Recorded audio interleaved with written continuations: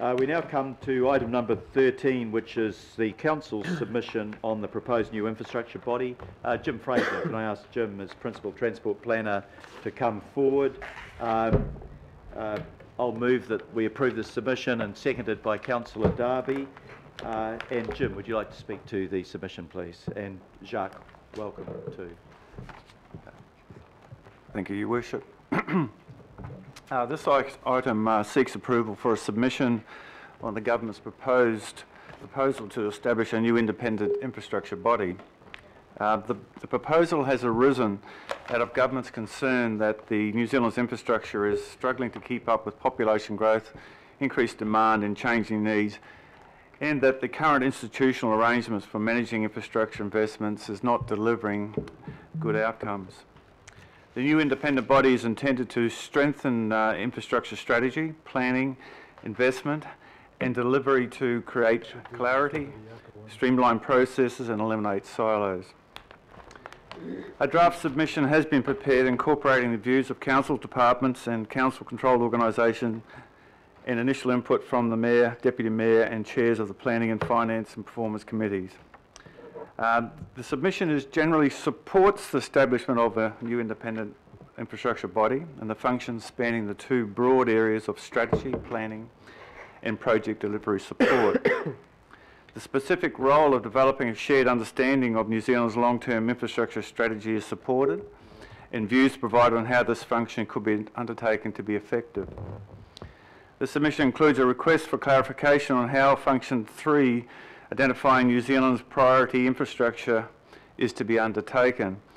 How priorities will be set potentially has significant impacts on the way that local government plans, finances and approves spending on infrastructure. The submission advises that the Council would be keen to work with Government on developing a framework and criteria for identifying priority infrastructure needs. The submission also includes support for publishing a pipeline of infrastructure projects, provides views on the nature of the procurement and delivery support that would be of assistance, and views on how the new independent infrastructure body would best assist local government to support and deliver infrastructure projects. And finally, a request that solid waste and recycling be included in the definition of significant infrastructure. Happy to take any questions. Thank you very much. Jim, are there any questions arising out of this? This is a submission to central government on their proposed infrastructure body, and I think the submission is accurate in asking them to identify how priorities will be set, because that obviously impacts pretty strongly on us, but having the body is deemed to be a useful addition in terms of a body of expertise. No questions? Are there any? There are questions. Just one thing, Jim, and Darby. Thanks for the heads up earlier on this. So we have addressed the need for this body to address the best possible utilisation of existing infrastructure before embarking on new infrastructure identification. Yeah, in a sense, not specifically, we haven't referred to that as specifically something that we would require, but it's about prioritising the best projects, I suppose, rather than just necessarily new projects. If that's what you're getting at. Yeah, I guess what I'm referring to here is, I'll just take something that we're familiar with. You've got the 3-bedroom house and you have some extra children, and the next thing you need more space. You don't just sell up and buy the bigger house. You look at, well, how do I best utilise this infrastructure? Yeah. Rather than commit to the big capital spend.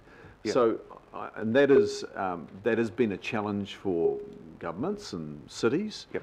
That the quick response is to buy the bigger thing rather than make better utilisation of the thing that you've got already. Yeah. And I'm just a little bit concerned that if this body is about undertaking, strategy and planning and then project delivery for new infrastructure without a requirement to address the most efficient use of existing infrastructure, that could be problematic. I definitely think that's the purpose of it. I mean, one of the main reasons why this was set up is that there was, in the past, there's been a focus too much upon the building of new assets rather than actually achieving outcomes.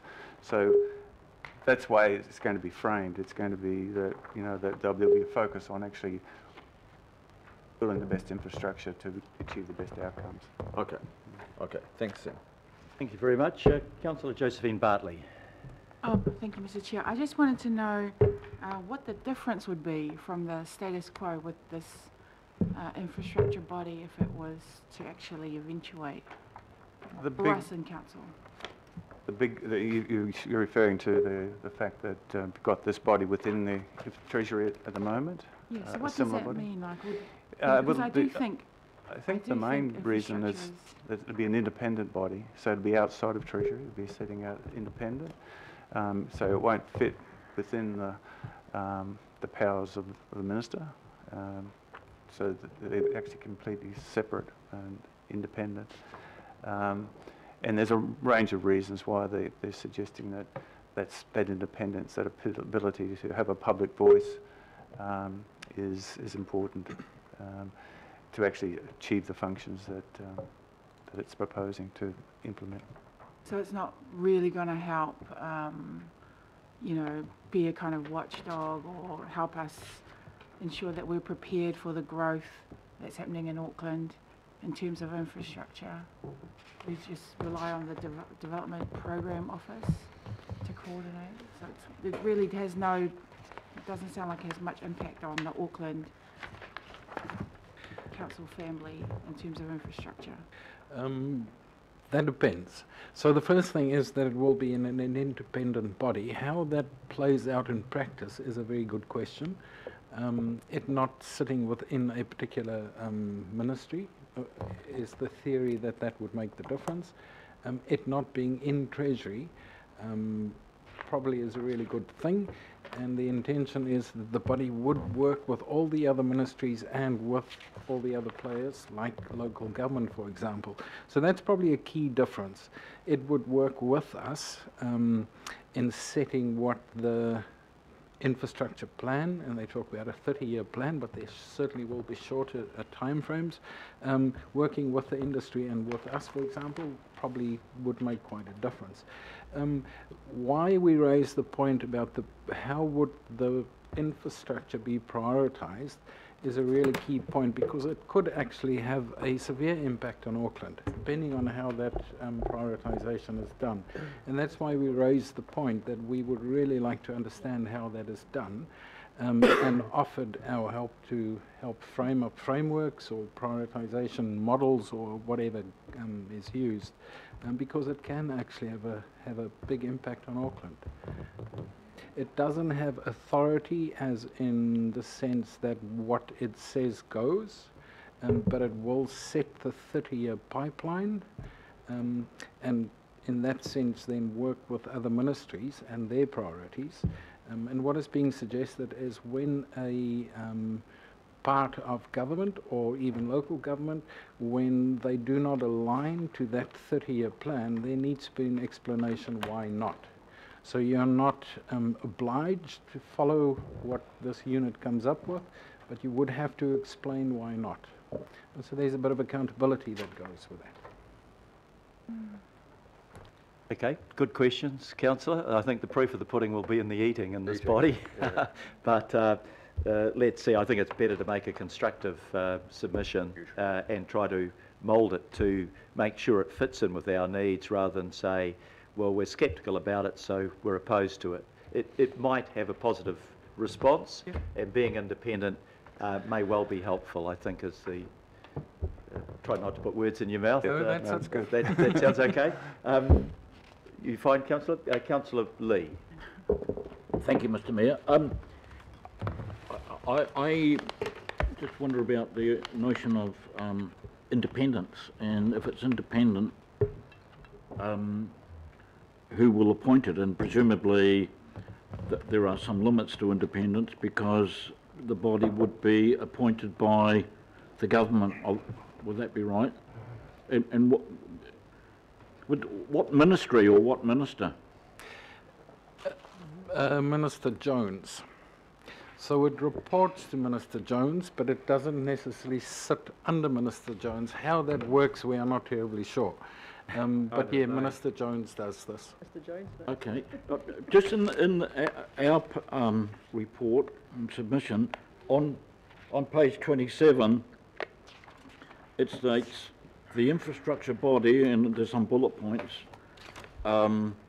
be complementary to and will not duplicate other ongoing work streams and will not have direct funding or project delivery powers. And then we go to page 31 in the submission, in our submission, in section 4, support for the proposed functions, third paragraph, a word of caution though. The two groups of functions proposed for the independent body, strategy and planning on the one hand and project delivery on the other, are not complementary functions. I mean, that could be arguable, but in here you're saying that there is a project delivery role, and yet in the description will not have project delivery powers. So is that an oversight, or am I missing something? The description that you're reading is actually a description from the discussion document. So we're just quoting what they're saying. However, what you also find in the discussion document is that they break up the functions, and the one they say is project delivery support. So it's a little bit, we're just emphasizing the point. Maybe it's a slight oversight on the way they phrase the discussion document. Good luck to it. Okay, thank you. We could change the wording there, but it was project delivery support, which is, I think, is the main thing that was about. It wasn't about delivery or project, so get rid of that ambiguity. I think it's important that we're very clear anyway, that somebody in the select committee says, well, you've made a mistake, not us. So, yeah. Thank you. Okay, are there any comments on this paper? I think we've got it as good as we can get it, with the degree of uncertainty around it, to be frank. Okay, we'll put the... Sorry, Councillor Newman. Yeah, I mean, once we've set up this infrastructure body, then what happens? I mean, you know, the reality is that what I've noticed through, as the years tick by, Your Worship, is that agencies are always in the business of setting something up, generally a body of people to do whatever a body of people do. And then they run around, well, I'm not quite sure what they do beyond that, to be honest, but I think there's a lot of agencies within the public service who are in the business of infrastructure, whether it be new or renewal. In fact, I think probably half the issue is that they don't do enough of the renewal, actually. So once they've set this up, and it's unclear what the accountabilities are, who's going to ultimately be responsible for it, whether it's going to be complementary or overlapping, I suspect it will probably be the latter, but ultimately who's accountable for that. I'll give you an example, Your Worship. The new park and ride at Takanini, which Auckland Transport is moving heaven and earth to be able to fund. The land was land vested with the Land Information New Zealand, the Crown's land bank, which for years just held that land without doing anything to it. And they finally moved on the land because it became embarrassing when their minister was going to turn up just before the election and have a look at this undrained swamp. So a man in a green suit came up from Wellington and promised that they'd get it sorted, and the land was subsequently vested with KiwiRail. And KiwiRail then sought to charge an extortionate lease amount to Auckland Transport to develop the land for a park and ride, which has delayed that for a year. So we've had Land Information New Zealand, and we've now had KiwiRail, and finally Auckland Transport can move ahead and develop the land, subject to appropriate funding subsidy from NZTA. 3 government agencies so far, and we're still not even close. So will this new infrastructure body address that? I suspect it probably won't, because I just don't see that it's relevant to the delivery of the infrastructure. I think we've had a lot of work done by Treasury with the Productivity Commission. I think we've had quite a lot of work done by MB. We've had a lot of work done by a lot of government agencies, but in terms of delivering the infrastructure, ultimately it is not central government that does a lot of this. It is local government with central government subsidies, but those subsidies are very constrained and very contested because, of course, the balance sheet is tight. So it's hard for me, Your Worship, to support a submission on a new independent infrastructure body when it's unclear that it adds any value. And I guess that we all have to play ball, but when the infrastructure body is finally emerges, whatever it may be, it will be unclear to me that it's actually going to do anything useful beyond come up with more reports about the need to deliver infrastructure over a very long time frame. And the length of the time frame allows for those people who are responsible right now within this new agency to be held to account for that, because in 30 years' time they'll be retired. So it's a bit of an ironic reflection, Your Worship, but I really enjoyed saying that. Thank you very much.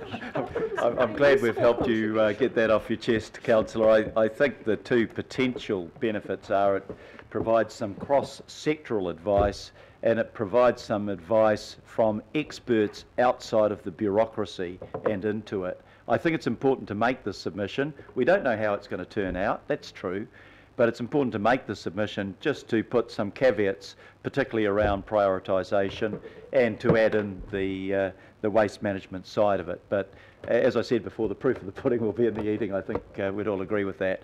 In 30 years. If there are no other comments, I'll put the motion. All those in favour, please say aye. Aye. To the contrary, no. Carried. We come to item number 14, which is just a process paper. I'll move that. We have a seconder for that. Deputy Mayor. All those in favour, please say aye. To the contrary, no. Carried. Item number 15 is a summary of governing body information memos. So the motion is to note progress on the forward work programme and receive the summary. Can I get somebody to move that? Councillor Simpson, seconded. Councillor Clow. All those in favour, please say aye. Aye. To the contrary, no. Carried. Item number 16, there are no extraordinary items, but noting the issue that was raised under that cover earlier. I'll now move that we exclude the public because the appointment contains private information about individuals. Can I have a seconder for that, please? Councillor Fletcher. All those in favour, please say aye. To the contrary, no. Carried. I think we have no people other than officials in the room. The doors are closed.